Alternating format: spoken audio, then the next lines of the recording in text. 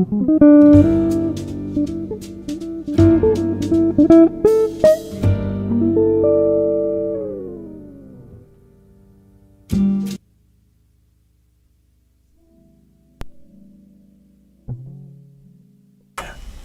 me turn that mic on. Okay.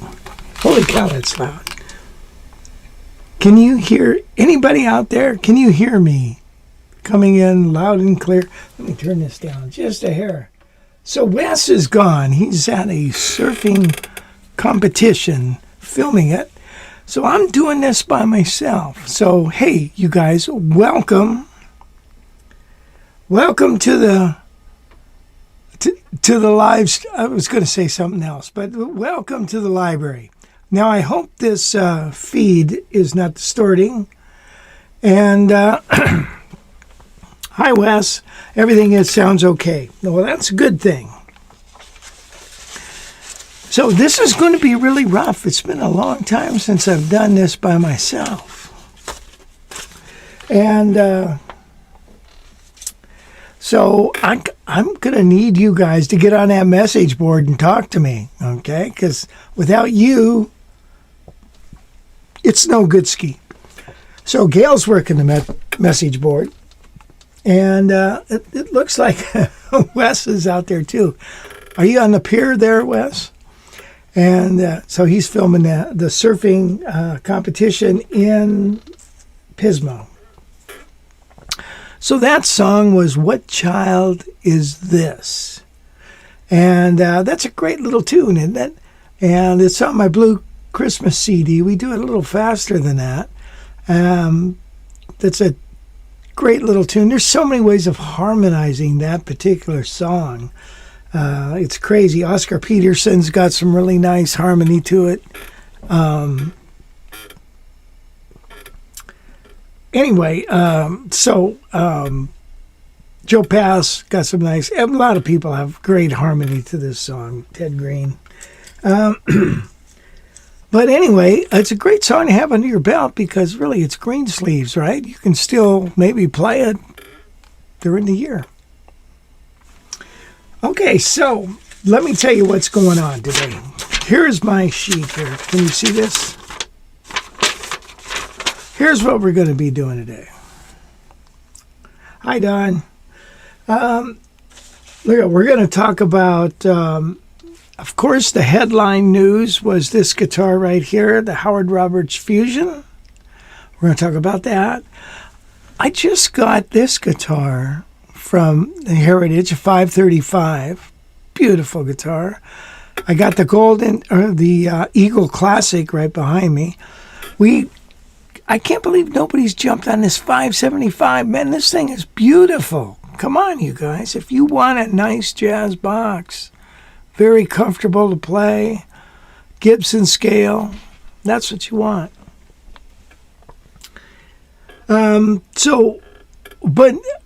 Okay, so those are the guitars. We'll talk about this guy and wherever it is. Everything's backwards on my monitor. So what we're going to do is, I'm also going to, I thought, what am I going to do? So I thought, I'm going to show you some new things that I have discovered doing the accelerator course. And I've showed it to a lot of guys, and it makes learning scales, arpeggios, and exotic chords, altered chords, really easy. And we're going to talk about those things. And the way the guitar is laid out,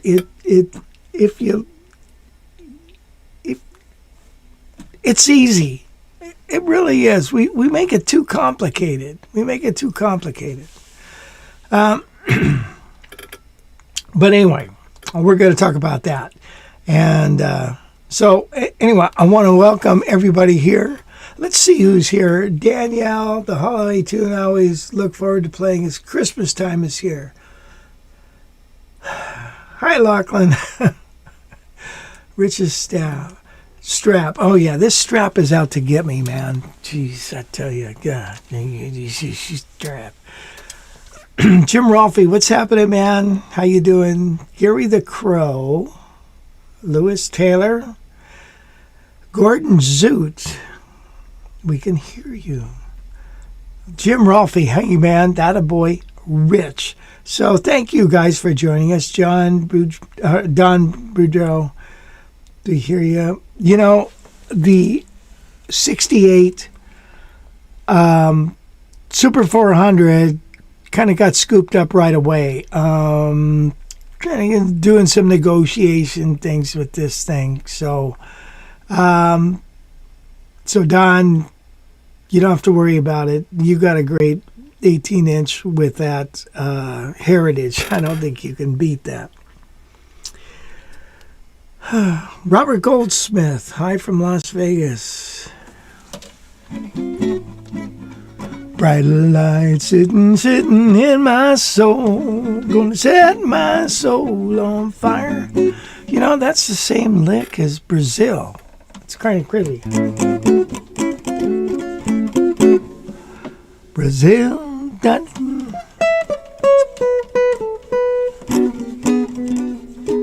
But anyway, they stole that and made Viva Las Vegas out of it. Hans, greeting from Germany. Thank you. And Leo from North Dakota. Is it chilly out there? It's got to be a little chilly, huh? All right. So, hey, check this out. Wes made a new graphic. Let me see if this will work. Check this out.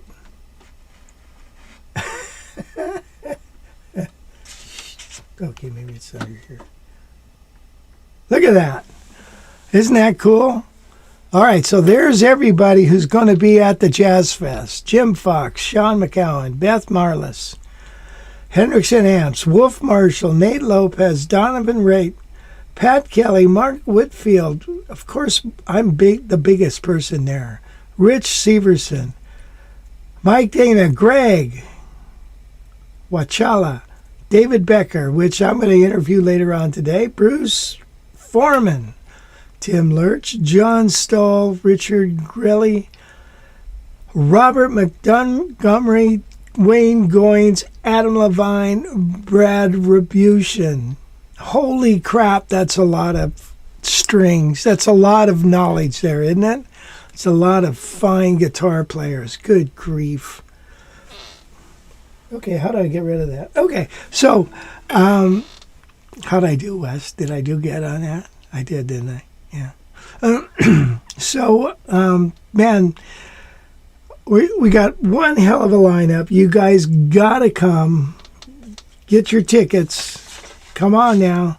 I think the Marriott, if I'm not mistaken, Gail, correct me if I'm wrong, our block of rooms is sold out. However, across the street is the Hyatt, and they have a wonderful price. It's a wonderful hotel, and it's walking distance, easy, and they also give you a breakfast. So I keep waiting for somebody to say something, and nobody does.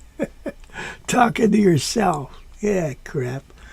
Anyway, Mark Larkin, what's happening, Mark? Tennessee, performing several holiday music concerts in December. Good for you. Good for you. I think that's really important. You know, back in the day when I used to do a lot of solo guitar, man, for Christmas, I could pay for Christmas for a family just off gigs. Boom. And it was nice. It was nice. I had CDs to sell. I sold the CDs and did a bunch of gigs. They usually pay very well, and they're short. I remember doing 3 in one day, and it's fun. You know, even at, like, I did Macy's in the ugly sweater department. I remember doing that. You know, I did the mall one time. I did a mall, and when I did the mall, I was, of course, late a little bit. You know, so I get there, I set up my guitar cases in back of me. I open up the case, grab my guitar, start playing. I take a break. I go to put my guitar in the case while I go get something to drink. There's a bunch of money in my guitar case. It's like I'm a street musician or something. So it's kind of cool. Where else could you find 20 jazz guitar players to teach and entertain you all in one place on one weekend? Really? Honestly, that's the honest to God truth. William Melton, how you doing there, buddy? Darcy.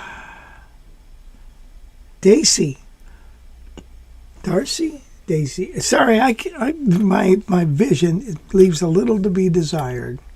Steve Davis from Marietta, Oklahoma. Oklahoma, interesting place. Bill Betancourt, thank you for joining us. Will you please play "Oh Christmas Tree"? I will next week. Beth Marlis, amazing, really nails the Jimmy Weibel approach. Not to diminish all the others, just that I recently discovered her YouTube performances. Bill, yes, Beth is headed up GIT forever, and so she's wonderful player, just a wonderful person. So it's great. Lachlan, solo live stream. No one there is to razz you, and you miss it. Yeah, isn't that the truth? It's like car insurance.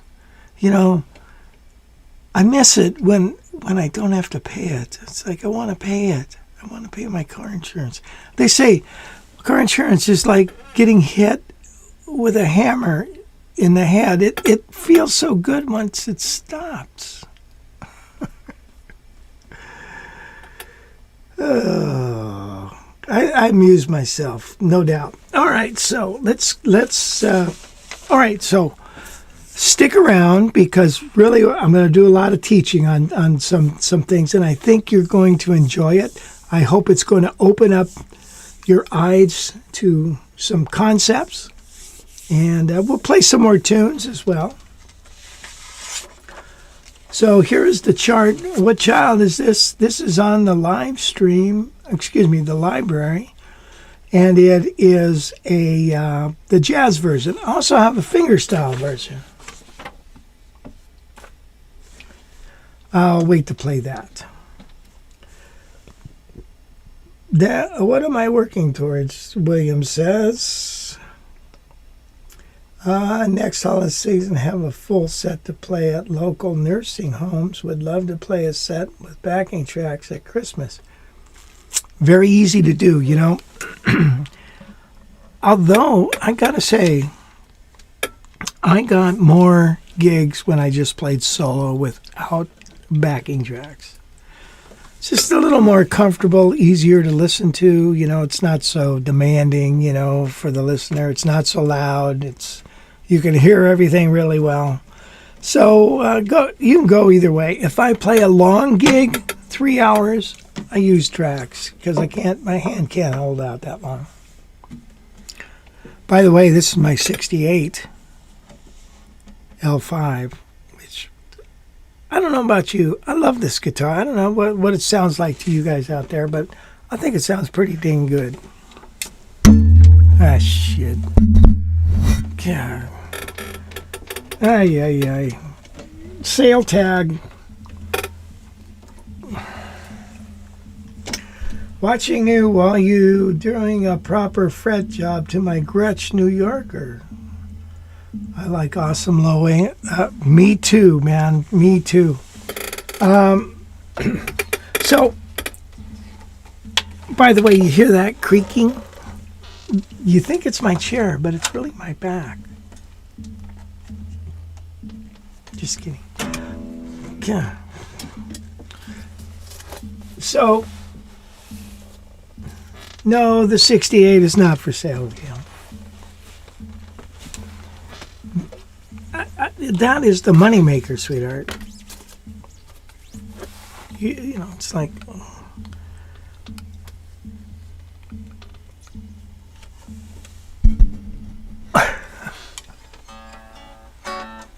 All right, so I got a call to do some gigs, and they were kind of like dance gigs, you know, and I went, you know, I got out my 347, which I love that guitar.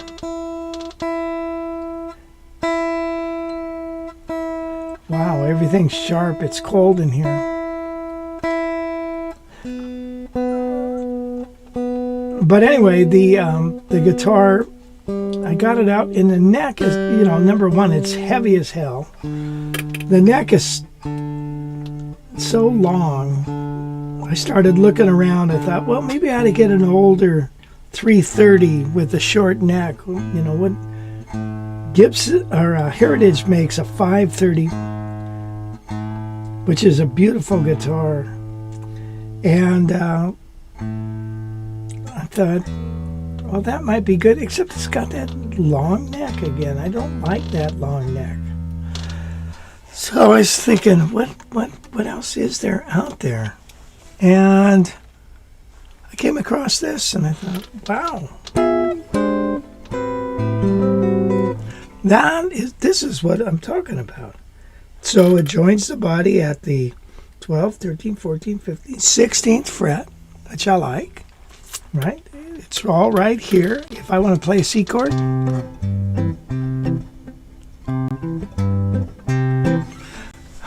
I can do it. You know, if it's out here, it's like, oh, geez. Plus, I thought, wow, wait a minute now. Hold on here, everybody. This thing sounds good. And, you know, just the pure tone of the guitar, not the...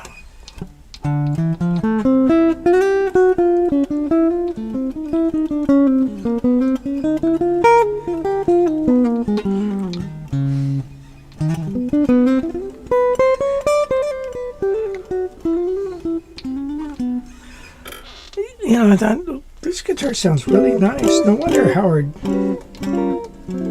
And so I found this on Reverb, and it's not the prettiest. It's kind of dinged up, and when I got it, it had some high frets. Now, what I've got this string with is it's a set of nines. Set of nines down here, except, you know me, I like to take the two top strings and bump them up. So this is a 10 and a 14, which just happen to be the two that I take out of the set of the Chrome Brights. So there you have it. You know, I just thought of something. I always said that, you know, I've been taking the 10 and the 14s out of the sets we sell. I should just leave those in there. Or do I? Oh, yeah, we leave them in there. It's only on the guitars that I restring.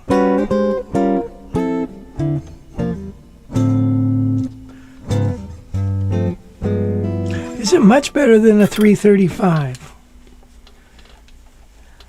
Well, it is what it is. This particular one has the fingered tailpiece, which I like that. You can control the tension of the strings.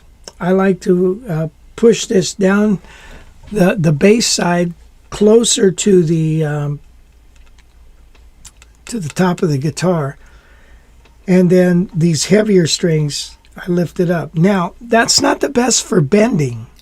If I was to just have a rock guitar, you'd probably want them all pushed down to the top of the guitar, so you have more tension on them, so you can bend easier.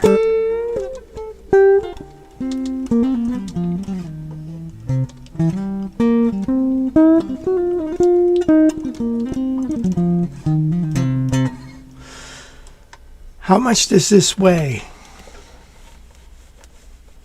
About that much? I don't know, man. You could look up the specs, Rob. And how are you, Rob? Good to hear from you. So Kalamazoo has a 516. You're one of the rare people that have a 516. Now, Mark Larkin, I think. No, Mark Wilkinson, who was in here earlier, has a 516, which I think he was talking about selling it.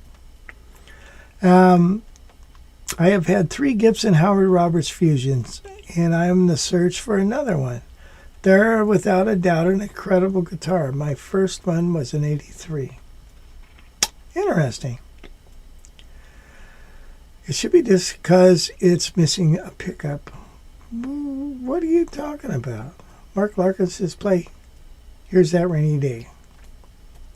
The L5 is amazing. Thank you, Don. It sure is. And it plays like a butter, baby. And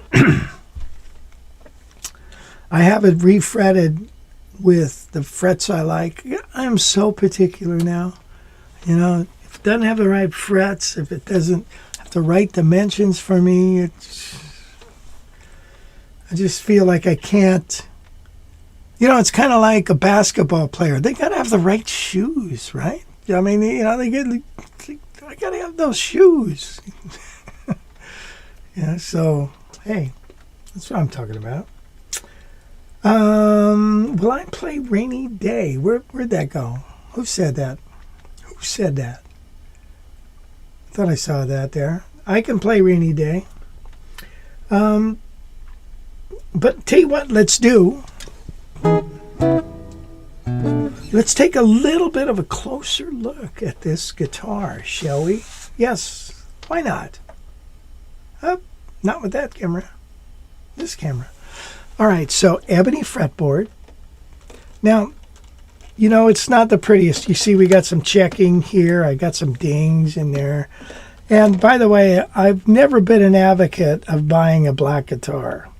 I've always said you don't take your best wood and paint it black. But I don't care at this point.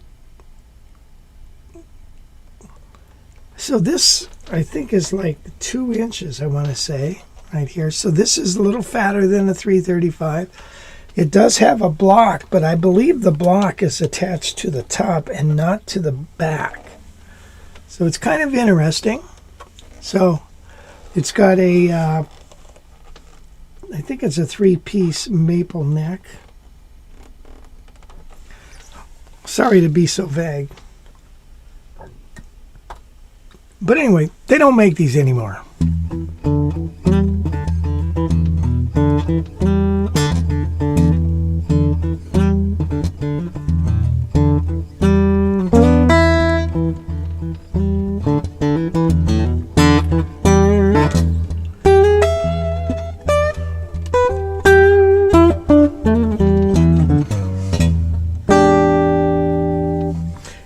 That's the rhythm pickup. Here's the lead pickup. And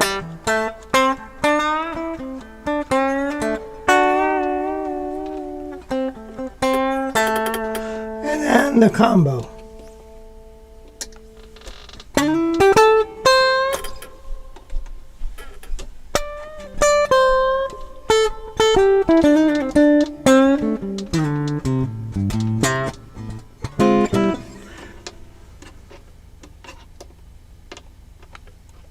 I like what the switch is as opposed to up here. I like that switch there. It's good. So it's a nice guitar. How does it sound for jazz? Well, let's tell you what. Let's play. I think it was who wanted. Maybe it was Mark wanted. Here's That Rainy Day. Let me see if I can find it. And let's play it.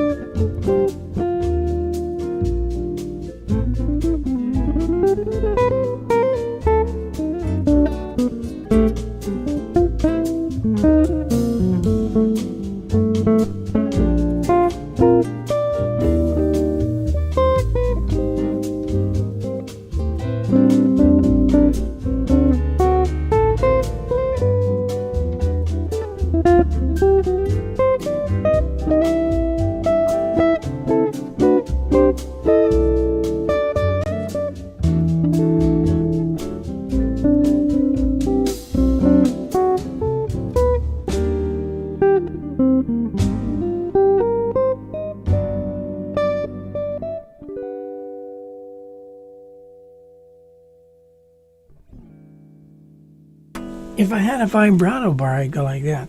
Yeah, so I shut this overhead off because we were getting a lot of that. Yeah, so I have this strung, pretty thin.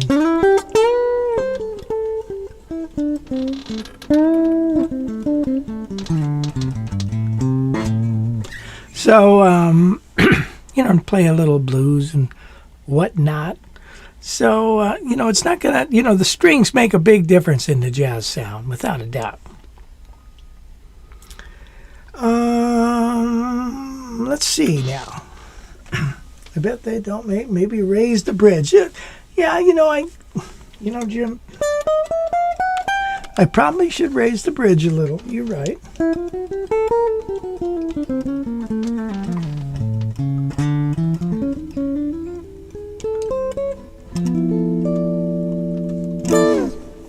But I'm not going to.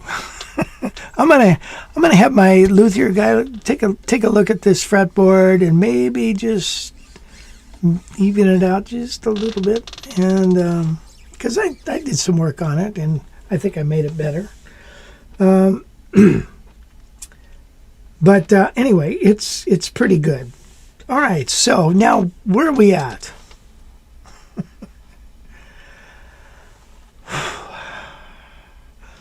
It weighs less than my baritone sax. Okay, so, let's see here. What do you guys want to do? Shall we get into a lesson? Shall we? Let me play another arrangement of What Child Is This? What child is this be?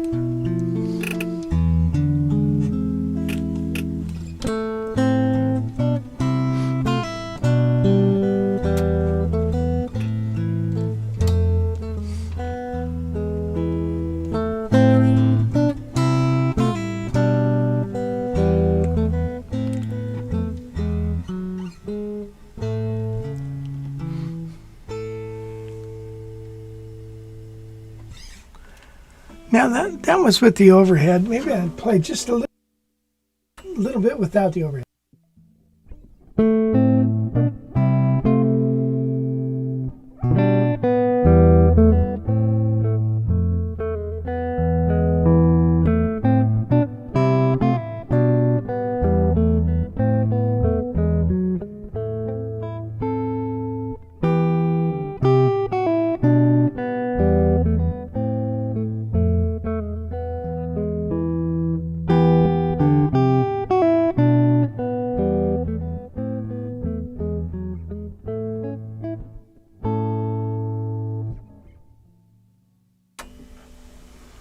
Thank you. Thank you. Thank you, ladies and gentlemen. Hi, Ralph. Much better tone. What do you mean? Why is that? Is it... What? What's going on here? Yes, please. Your lessons are valuable. What is the body depth? 2 inches, I think, William. About that big. Oh, yeah, about 6 inches.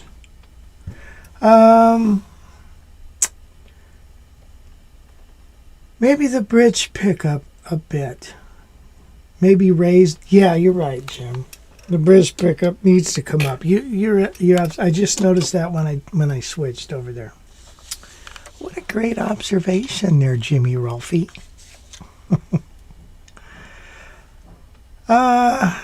Great tone without the overhead. Yeah, you're right. Plus, you don't get all this sound. Okay, so now what?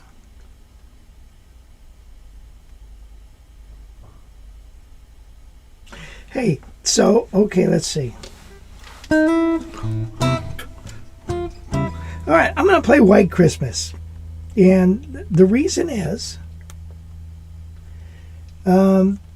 this is a track, an old track that I had a long time ago. It comes off of the Holiday Guitar. You know that album? I got that album. Let's see, where's folders? Folders. And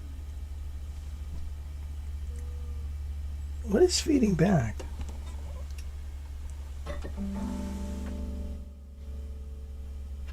Or maybe it's outside. Sorry. Distracted. You know, I'm like, that doesn't take much to get me distracted. So White Christmas. Stop. God darn.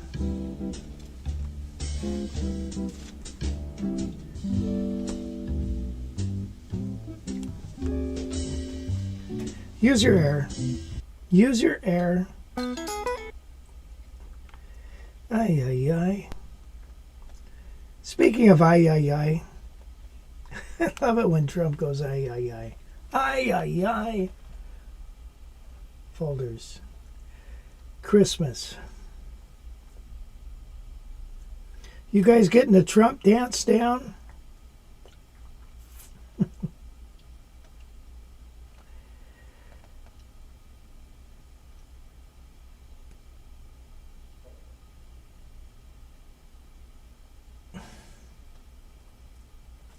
God, where'd it go? Ay, ay, ay. Folders, Christmas tracks. What child is this? No, wait a minute. We already did that. Never mind. You know, the mind is a terrible thing. Gee, I guess White Christmas didn't make it on here. What the hell?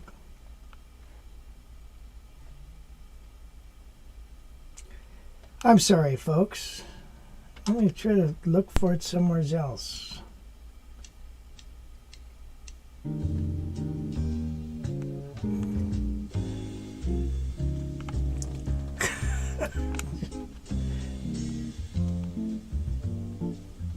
you imagine me at a gig? Talk amongst yourselves, you guys. Hold on.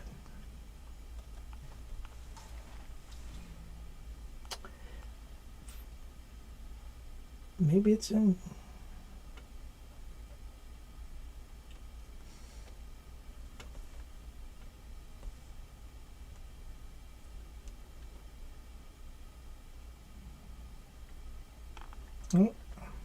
Anyway, I lost it. So we'll have to do it another time. I don't know where it is.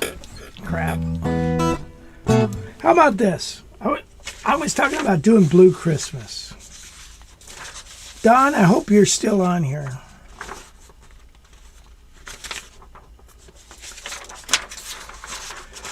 Because I know you love this song. Let me mute. I'm going to mute this overhead and we'll play the tune.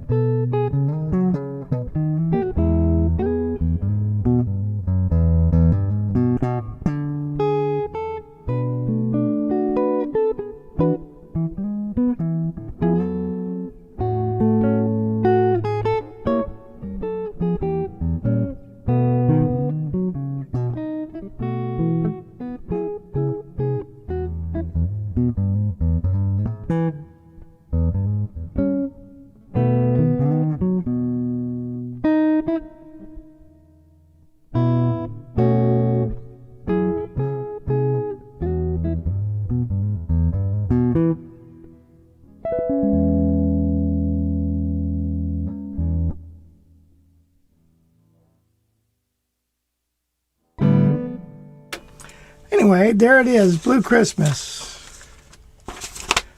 We were going to do all the colors of Christmas today. Blue, white, green Christmas. Kirby, what's happening, man? How you doing there, buddy? Okay, I want to get into something. Let's get into a lesson.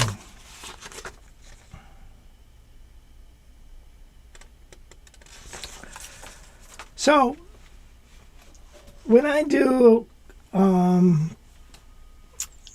lesson with guys, I have this my Surface, Microsoft Surface, and this Surface is super cool. And I'm going to show it to you in a second. Let me get my password in so you don't come over to my house and put in my password.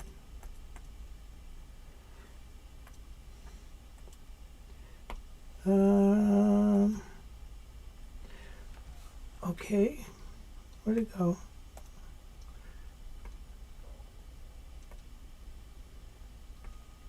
Open up.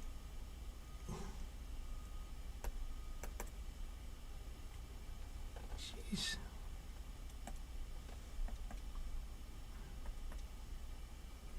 All right, so check this out.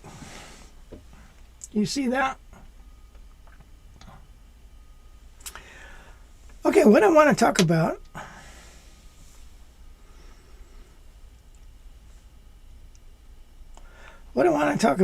is tetrachords. Tetrachords are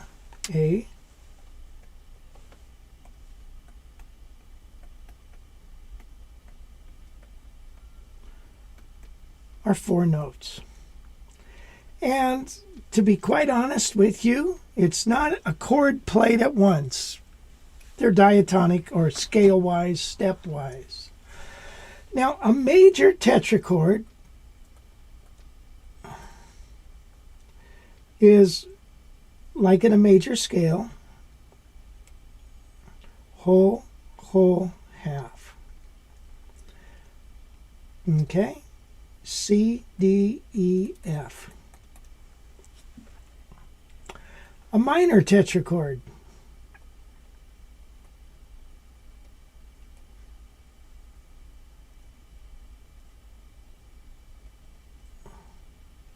Whole, half, whole.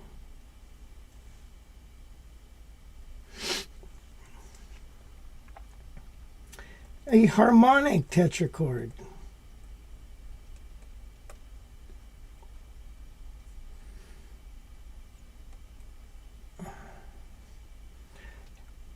Now that's a D flat there.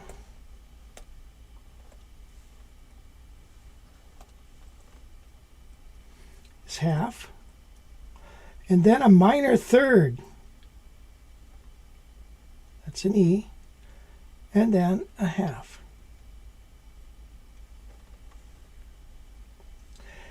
A diminished tetrachord.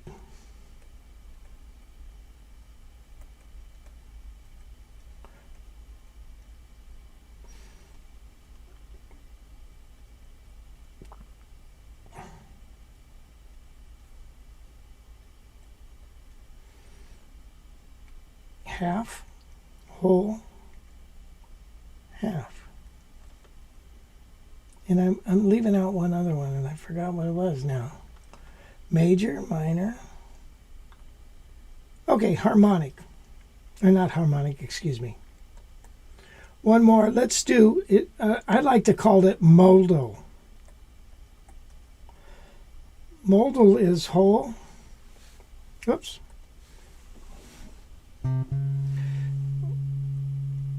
Let's see, half. Let's see. Whole. Whole. Can you study that for a second? Take a look at that. Study that for 1 second. I'll be right back.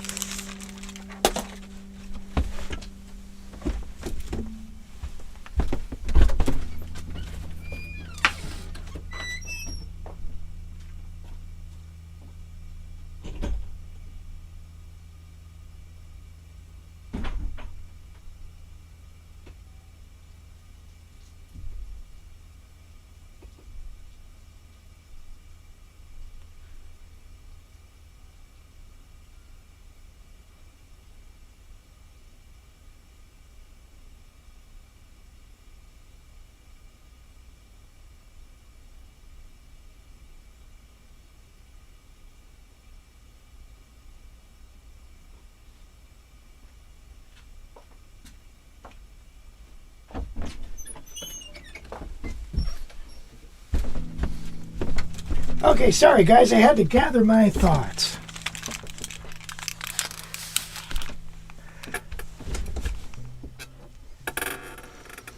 Now check this out. Let's go to the guitar.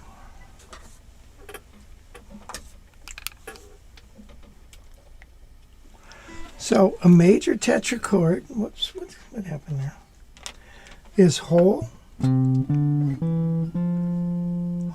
half. Okay? Now, a minor, whole, half, whole. Harmonic.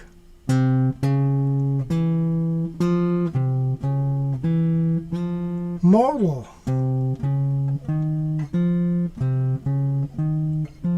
Diminished.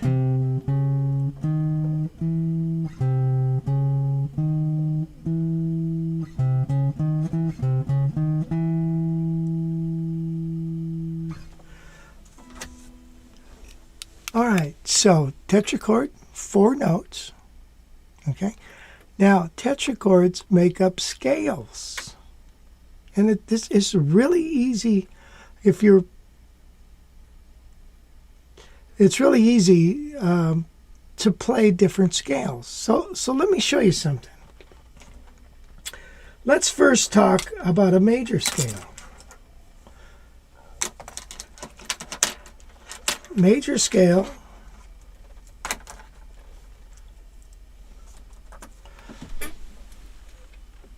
is 2 major tetrachords starting on, let's say, the root and a fifth.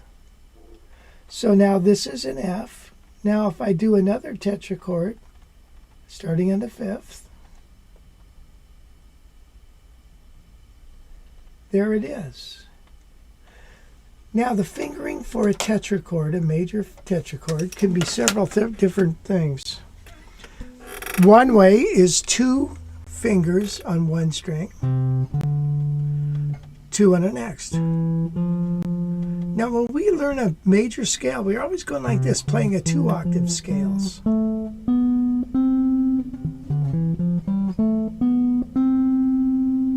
Okay? So, but look at it this way. Here's a major tetrachord. Now where's the fifth? I'm in the key of C, so the fifth is G. So play this fingering here. So it could be this same fingering. Here's a C. Here's a G. Here's a C. Now, if I'm coming down here between the B and the G string, I have to accommodate for the way it's tuned. Right? So that's what it looks like between those 2 strings.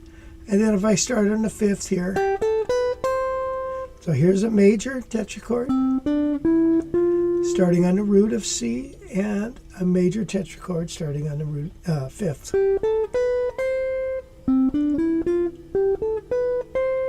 So using the way the guitar is laid out, I can just transfer fingerings.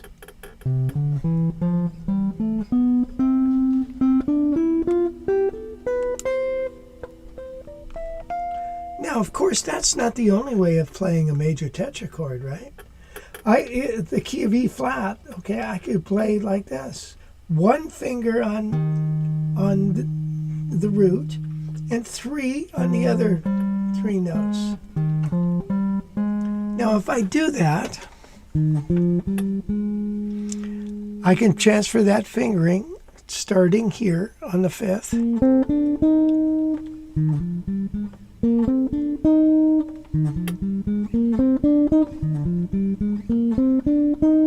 Okay, now normally we learn to play that scale like this. Now that's a combination of 2 tetrachord fingerings. One like this, which is 1 string with 1 note, and the next string with 3. Then coming back to our first tetrachord, which is that fingering. But you know what? When you think about it, it's pretty easy to play it with just duplicating the fingering.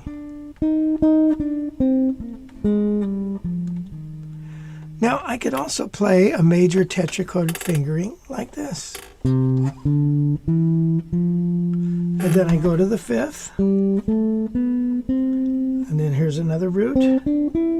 Here's another fifth. Another root.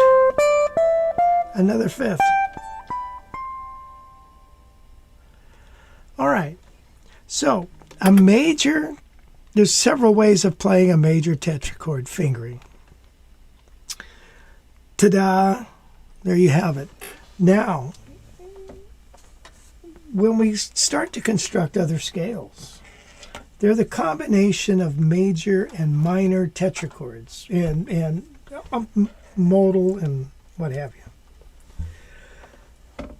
All right, if I look at now a minor, oops, let's go over here.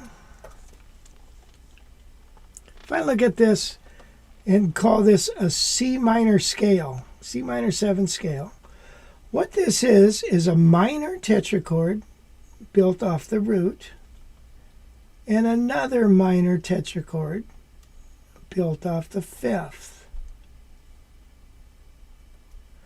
Two minor tetrachords. What that gives me is a C Dorian mode, if you will. Well, I like to call it just as a C minor 7 scale. All right, so check this out. Here is a C minor. I duplicate that fingering starting on the fifth. So here's a C minor chord. I do it again.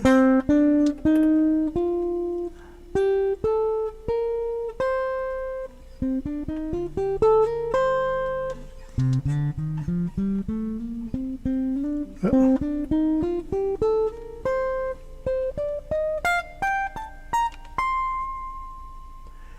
All right, so now, hi Gary.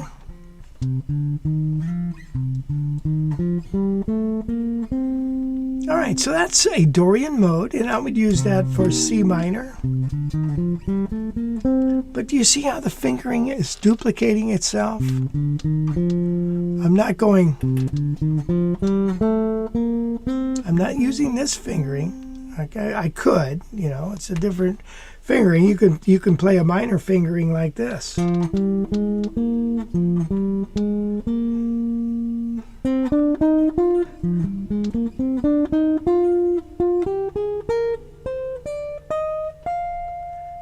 Okay, it's a little harder to see sometimes like that, but there's my root, here's my fifth. Here's my root. Here's my fifth. Okay, so that's a Dorian mode or a C minor 7 scale. Okay, what do you think about that? All right, let's move on. I think this is so an easy way of explaining how scales work without learning all these weird fingerings all over the place. Let's move on. Harmonic minor. Harmonic minor, let's go down here to this. Can you see that?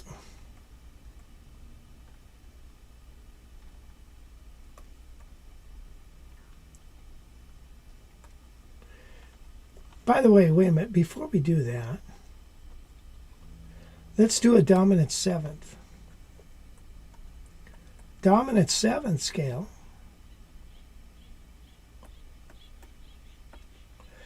is a major tetrachord starting from the root and a minor starting from the fifth. So check this out. Here's the fifth, and this is a minor one.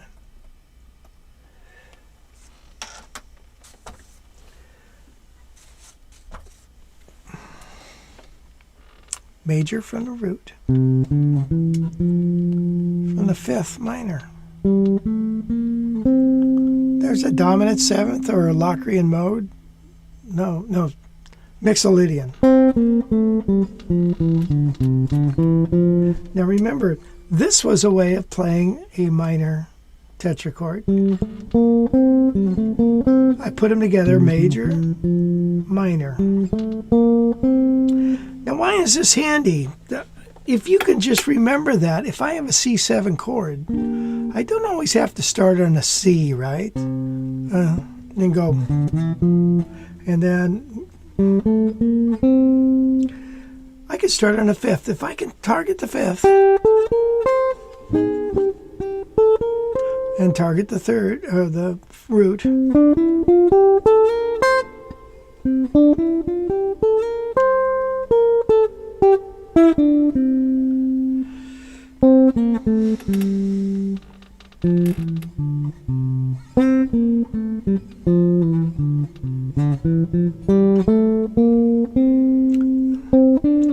major, minor.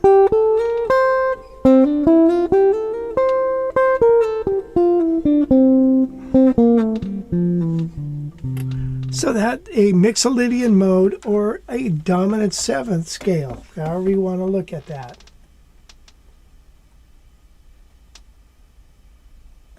So a major tetrachord from the root, a minor from the fifth. Harmonic minor is a minor tetrachord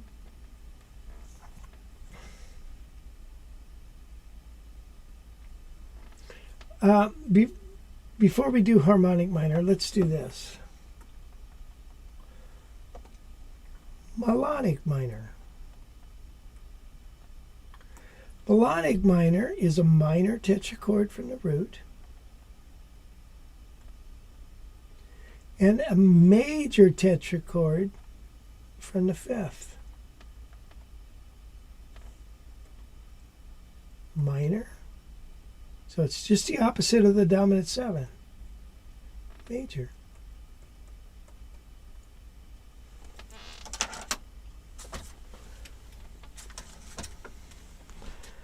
Here's a minor tetrachord starting on C. But starting on the fifth, I'm going to play major.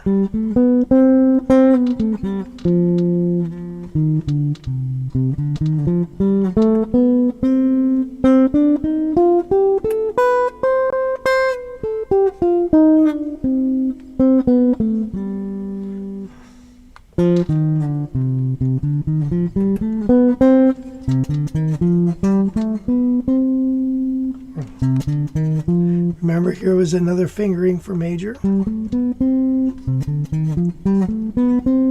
Minor.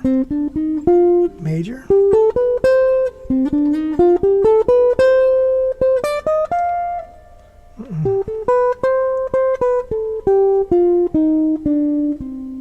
You see how that working?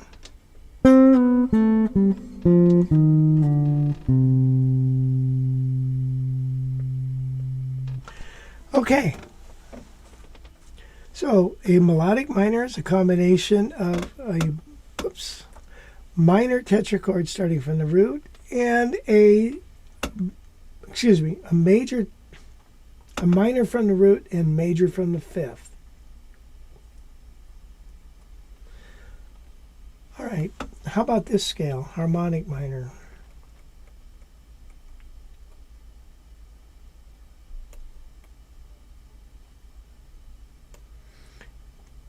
A minor tetrachord starting from the root. And you remember the harmonic tetrachord was half step, minor third, half step. So from the fifth, it's a harmonic tetrachord, but from the root, it's minor.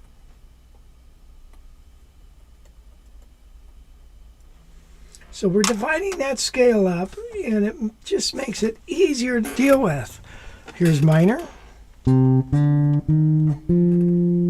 Harmonic was.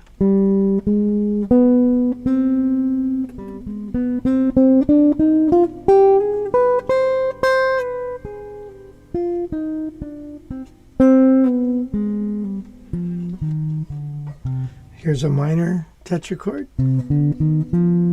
Here's a harmonic minor. Harmonic.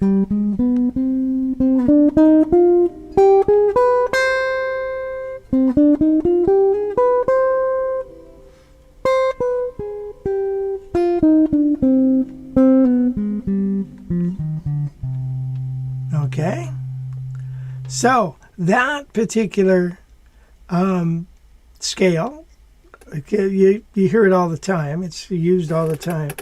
But if you can understand how it works, okay, let's say I'm going to play a harmonic minor against a minor chord. I know from the root I play minor. From the fifth, I'm going to play harmonic.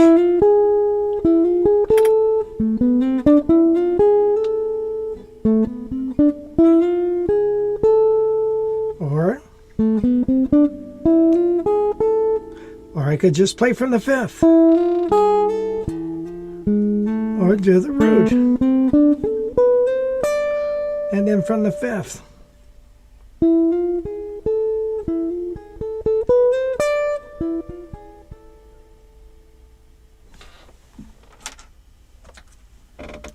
Isn't that cool? Help me out here. Give me some feedback. Come on now.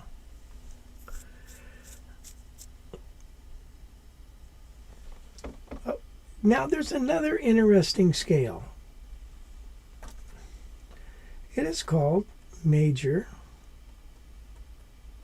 harmonic.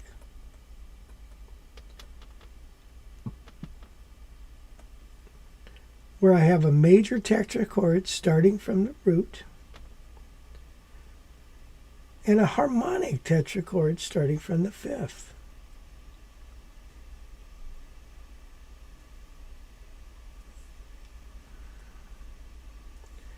Major, that's from the root, from the fifth, harmonic.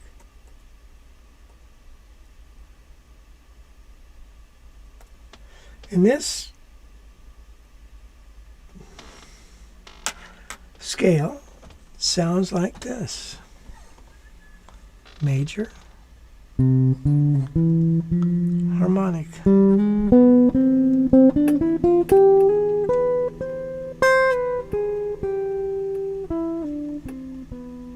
Isn't that a trip?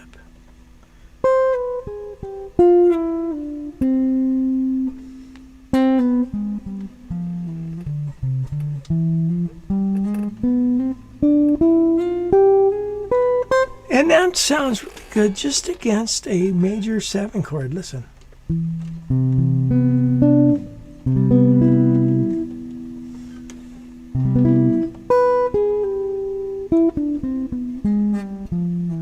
It kind of hints at the 5 chord.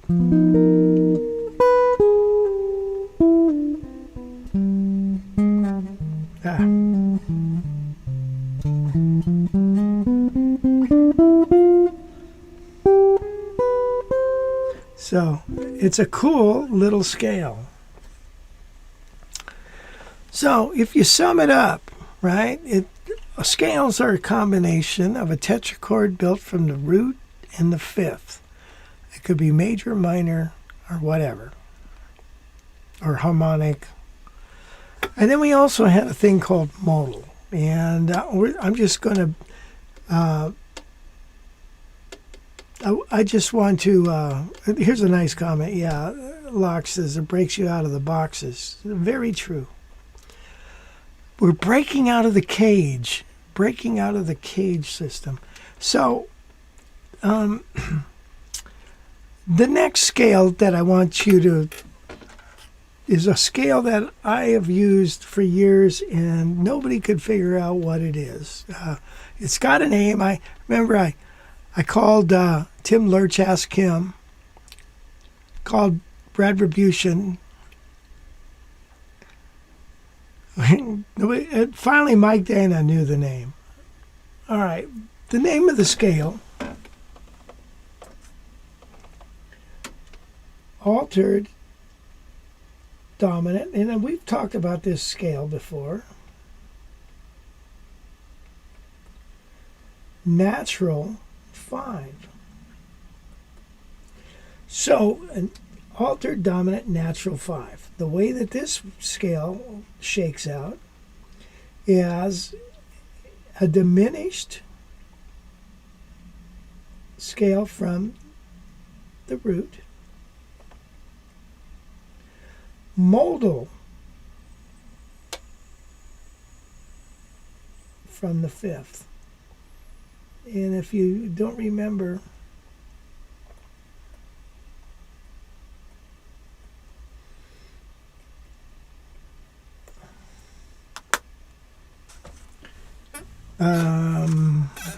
this is what the scale.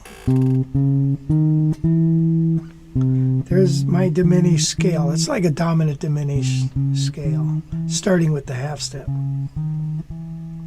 But then modal is half step, whole step, whole step. And don't quote me on the name of this particular one. That's what I call it.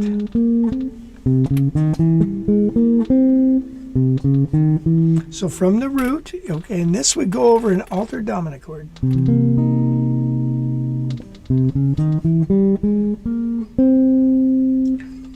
Now,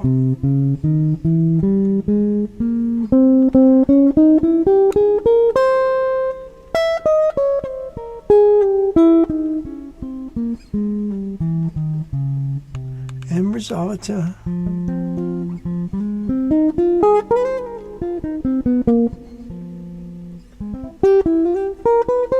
either major or minor. That was minor.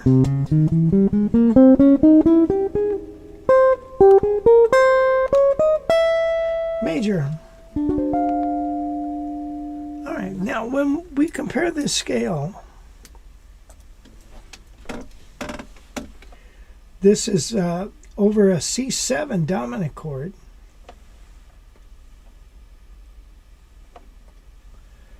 And we figure in all these factors. Here's what we get. We have the root, of course. We also have the flat 9, the sharp 9, the 3rd, the 5th, the sharp 5, the flat 7. So we have 3 of the most used altered chords, the flat 9, the sharp 9, and the sharp 5. Okay, so of course we have the flat 7 and the 3, which are very important, the tritone of the C7. So this particular scale, I find, is to be less altered than, let's say, the jazz melodic minor scale, if you will. I was playing, against C7, I would play D flat melodic minor. But that gives me all the altered tones. So it gives me the flat 5, but not the natural 5. So it's flat 9, sharp 5. Flat 9, sharp 9, flat 5, sharp 5. And those, that's all well and good. But after a while, I kind of feel like, that flat 5, I get kind of tired of that sound. I don't want that sound. I like the natural 5. So here is an E7. Okay, now check this out. Here's my...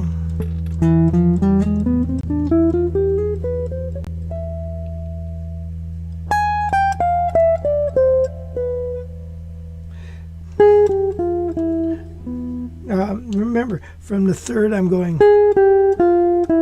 and then from the root I'm going...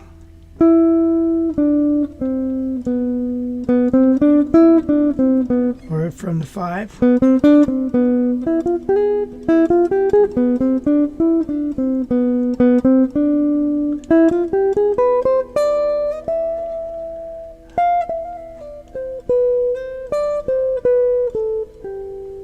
Okay, so that particular scale works really good as an altered dominant sound. Now, Richard, shouldn't the last note be a 4 flat, not a natural 4? What do you mean a natural 4? A flat 4 would be a 3. All right, so anyway. So those scales there, I think, are really important to learn. And And they work so well, man. They work so well. And they're an easy way to learn them. When you start thinking about a major scale, and I know I can go to the fifth and play a major tetrachord, go to the root major tetrachord. If I want to turn that into harmonic major, major from the root, harmonic minor from the fifth. Easy to remember.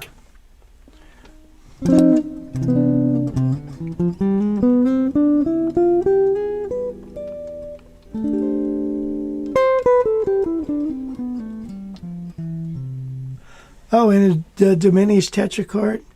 No, the diminished, well, there's two kinds of diminished. I mean, diminished is, there's dominant diminished and there's diminished. Diminished starts with a whole step, half step, whole step, half step. Dominant diminished starts with the half step, whole step, half step, whole step. So in diminished, on here, we have a half step from C to D flat, whole step from D flat to E flat, and then a whole step. No, wait a minute. You're absolutely right. Wait a minute. What am I thinking? Why? Oh, that's an E. That's not an F. Okay, that's an E natural. I played it, but I wrote it wrong. Okay, so that's probably what you're looking at. Yeah, that should be an E natural. So C, D flat, E natural. Thanks for bringing that up. Yeah. So when I played it, it was an E natural. When I wrote it, yeah. No. We're actually going to skip the fourth. That brings me to another thing. When we have a major tetrachord, it kind of resolves itself, doesn't it? So if I play a C scale with the first major tetrachord, it sounds like it's actually the 5 of F. In other words, the scale resolves itself. So sometimes it's best to leave off the fourth, and then you get this.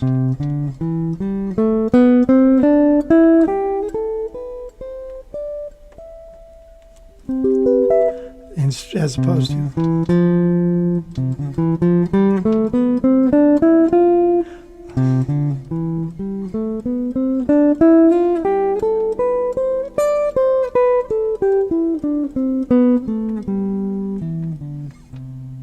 Now going back down, so the fourth is okay because it wants to resolve to the third. Listen.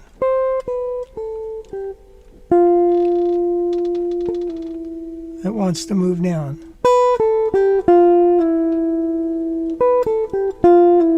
Going up, though, it's final. It's kind of a final sound. So if I get rid of it,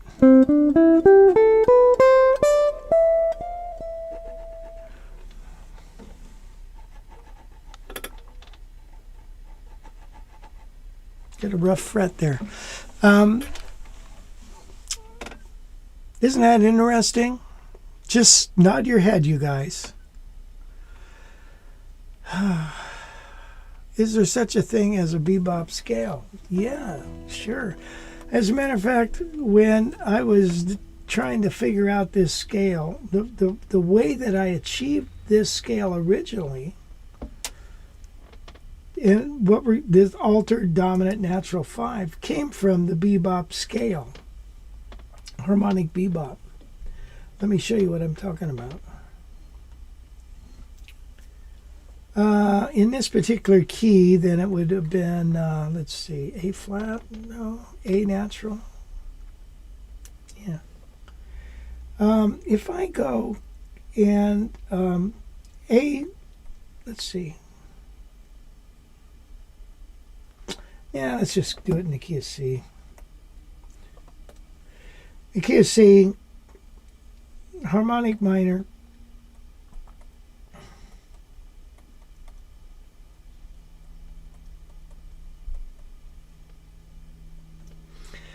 bebop scale would be adding the B flat here.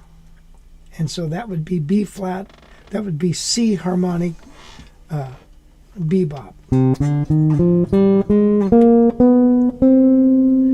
Now, I said eliminating the fourth because it resolves. It's resolving the dang thing.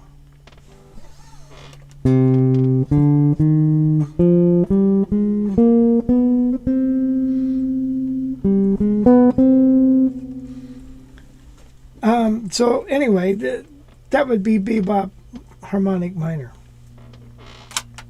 Bebop is actually adding one extra note. Usually it's the natural 5 or the flat 5, one or the other. So C bebop would be.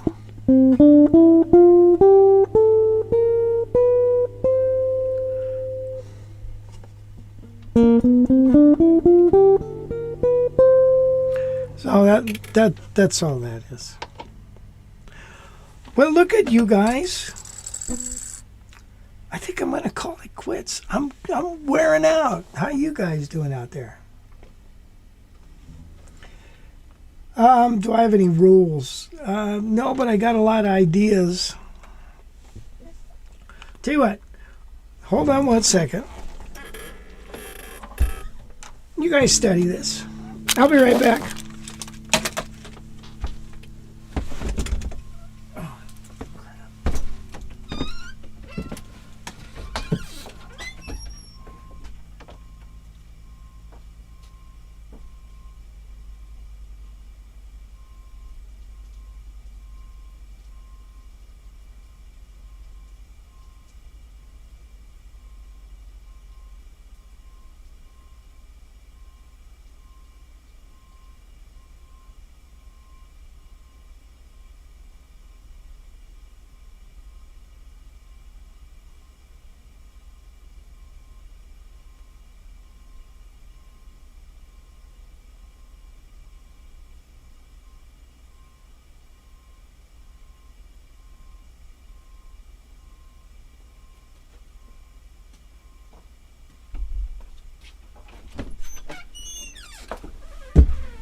Okay.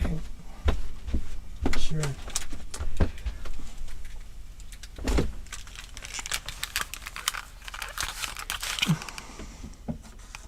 All right, sorry. Hey, that's right. I forgot. I did say I was going to talk about arpeggios. So let me get another piece of paper here. Hold on a second.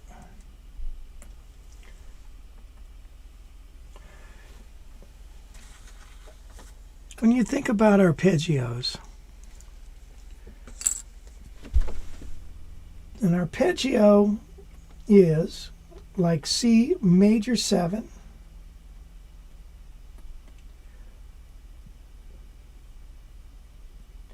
is a major third from the root, and it is a major third from the fifth. 2 major thirds. The fifth, the distance between the third and the fifth, is taken care of itself. We don't have to worry about it. All I have to do is think, what's the root, what's the fifth? What's the root, what's the fifth?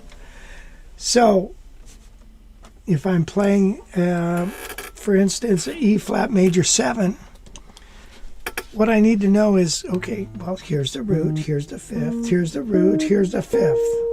Here's a root, here's a fifth, here's a root, here's a fifth. Here's a fifth, here's a fifth, here's a root. So if I play a major third above it, that's what a major third looks like. And then a major third from the fifth. Now, you notice I'm not using traditional fingering. Okay, now here's this again.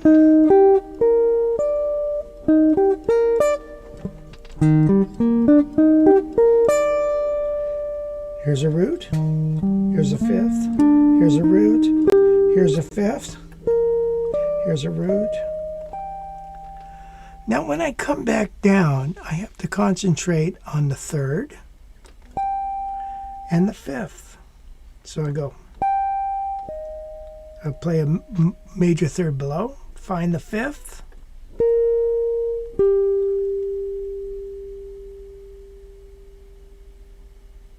No, wait a minute, not the 5th. The 7th. 3rd, 7. 3rd. 7. 3rd. 7. So going up, I think of the 5th, a root and 5th.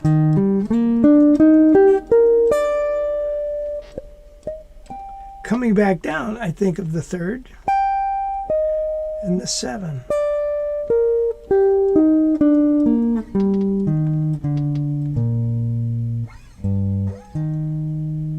Okay, so key of A. I have an A, an E, A, E. Major third above each one of those notes.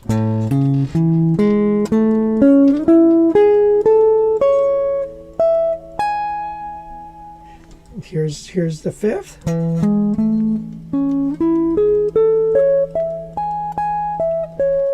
And now coming back down, here's the 3rd. Here's the 7. 3rd, 7, 3rd, 7.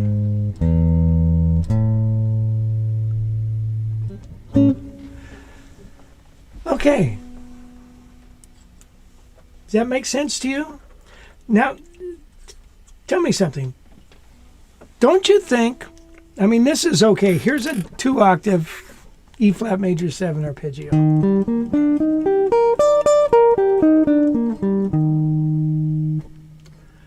I think it sounds better playing it the way I do. Because I'm sliding into those notes.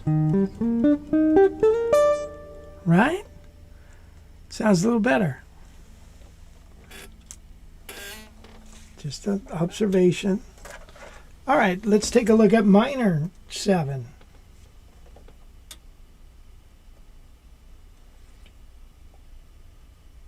It's a minor interval,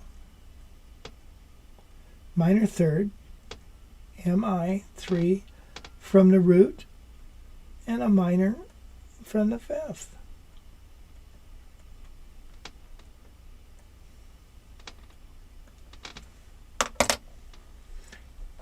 Here's what a minor interval looks like. Or, okay, so let's say here's the root, here's the 5th, here's the root, here's the 5th. Now a minor interval can also be played like this. So I could go.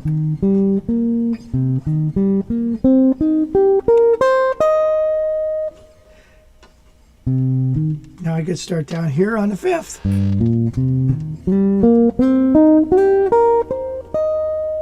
Now once again, going back down, I'm going to target now the flat 7 and play a minor third below it. The minor third and play a minor third below it.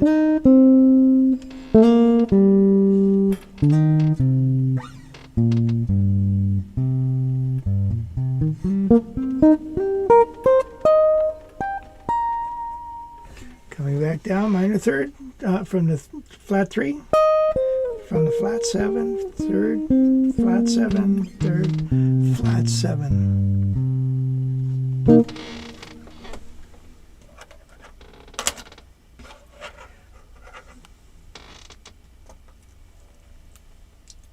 Let's do a couple more. Dominant 7, major third from the root,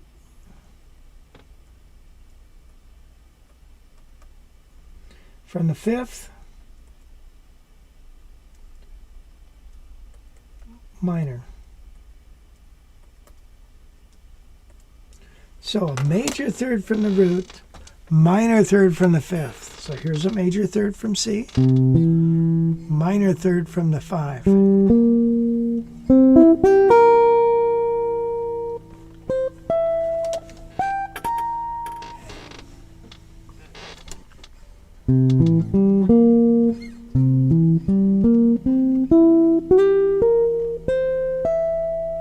Coming back down, I need to know my thirds and my flat 7. So a major third below the third.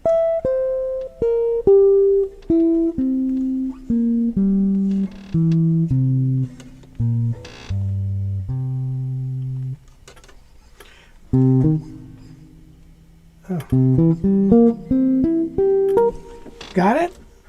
You see how it's just a combination of two notes?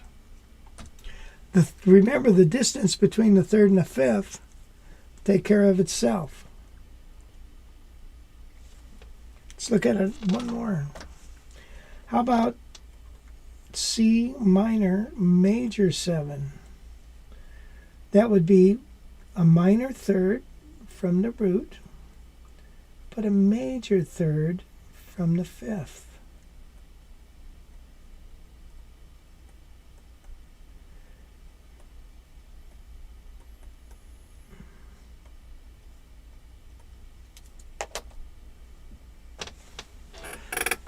So minor third from the root, major third from the fifth.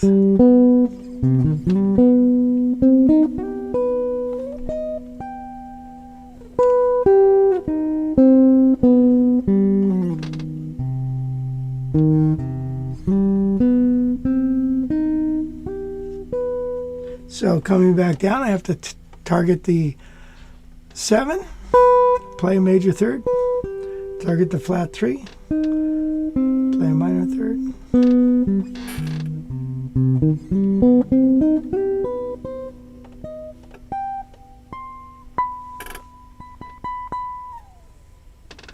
Isn't that cool?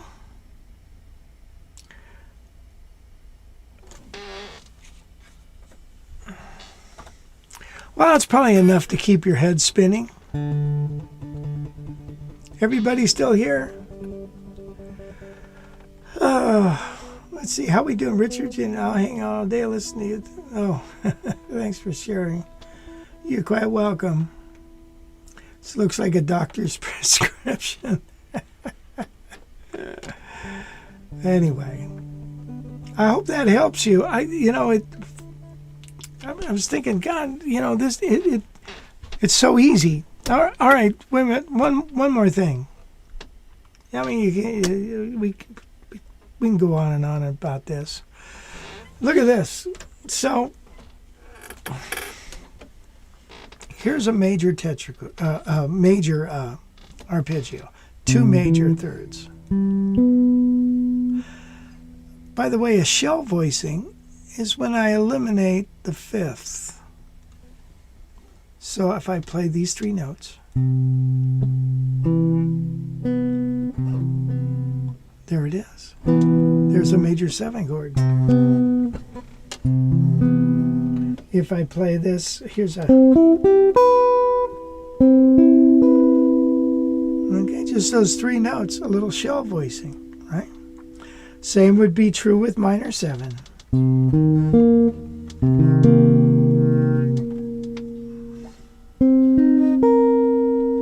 Same would be true with minor dominant 7. Same would be true with minor major 7.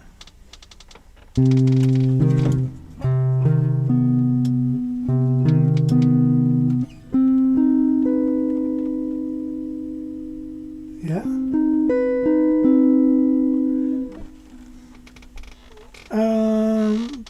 Now, on a shell voicing, if I have root 3, 7, so that's a very thick voicing. If I open it up, I put the root here, I put the major 7 here, but I take the third and transpose it up, and I get this.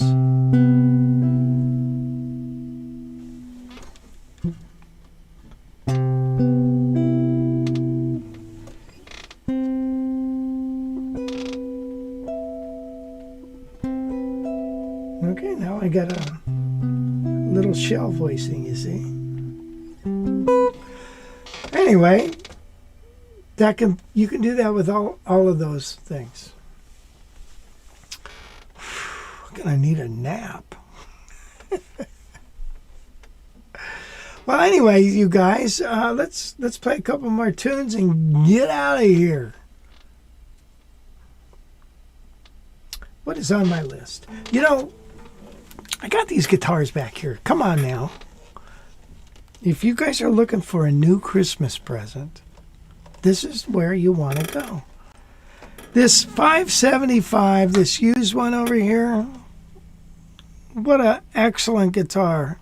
You guys, if you want a nice jazz guitar, I'd jump on that puppy.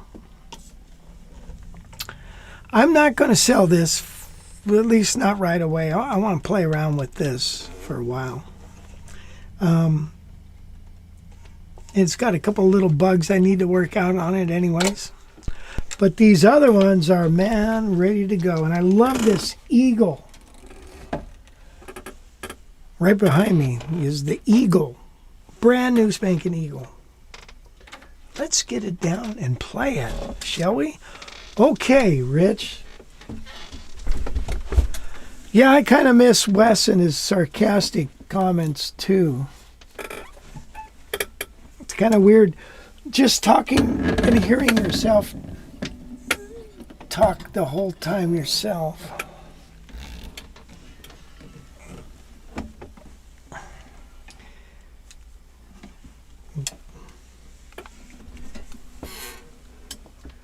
I had a strap here. So the Eagle Classic, man, you can't go wrong with an Eagle Classic. I'm sorry, but it's just pretty damn good guitar.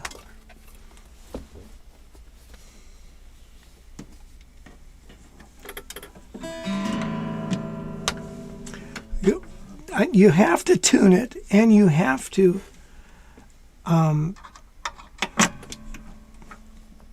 plug it in. There's always that. The HR is good live, doesn't feed back. That's true. It's got that block in it. And it sounds pretty dang good.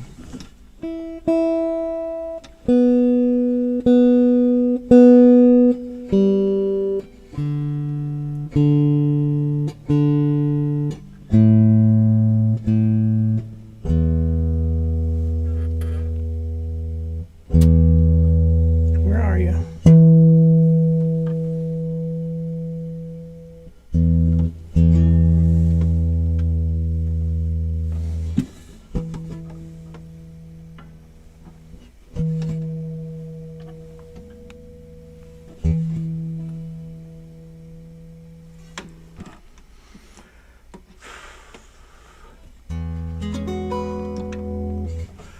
Let's play,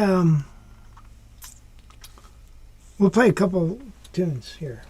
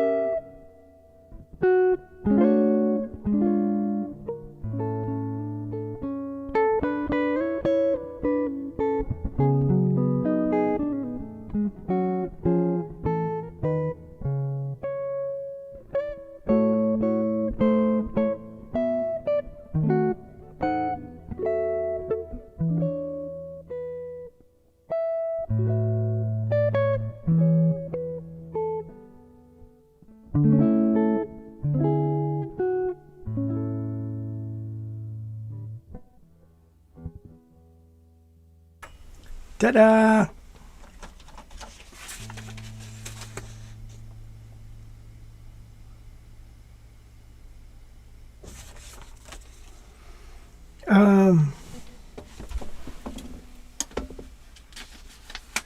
You guys are learning your Christmas tunes. I hope you are. Wait a minute, that's not it. Yeah, never mind. Let's play this. No, I don't know the Charlie Brown. Do do do do do do. We know this one.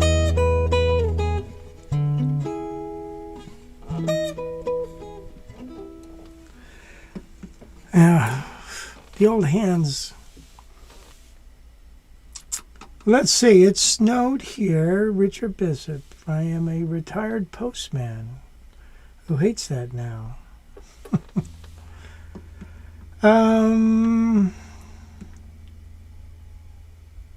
Okay, well, let's end on an up note. Let's play a little blues or something to get us going.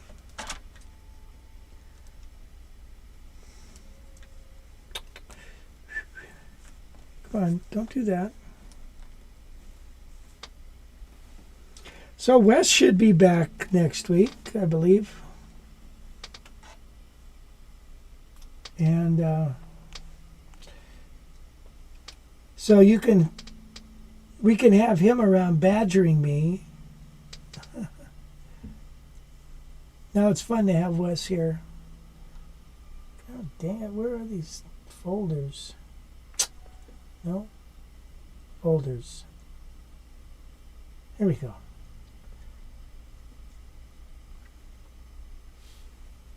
How about, oh.